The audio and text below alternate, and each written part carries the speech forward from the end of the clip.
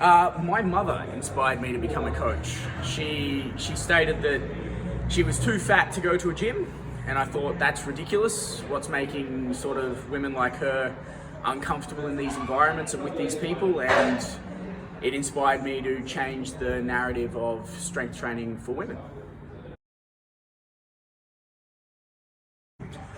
I think the most important coaching skill is something that you can't teach, you have to learn.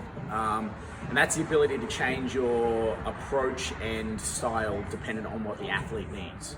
So instead of, I'm going to scream at you and you're going to do well, some people require a softer approach, some people require a more dominant approach, and you've got to adapt as you go.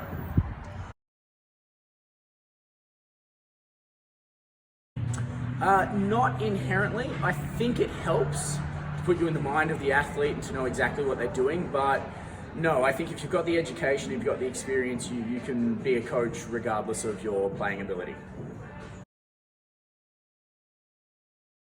Look, absolutely. I still meet low-level sort of starting out athletes that don't get a coach or don't pursue education in their sport. And I think that's because coaches aren't publicized behind successful athletes. It's look what the athlete's done, not the entire team and the nutritionists and everyone behind them that helps them get there.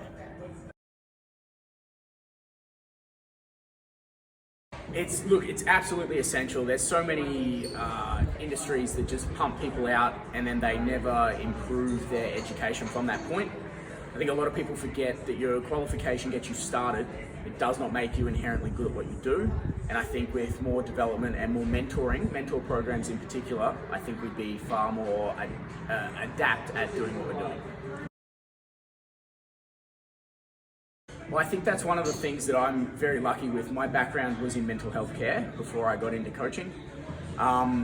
It's difficult. Sometimes you need to tell an athlete to take a break and they're not going to want to, and you need to try and navigate emotion around what you're doing. A lot of people don't take stresses outside into account in their training.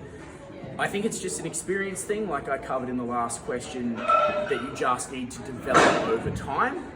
But it's neglected by a lot of coaches, and the mental health of athletes will increase injury rate if not looked after.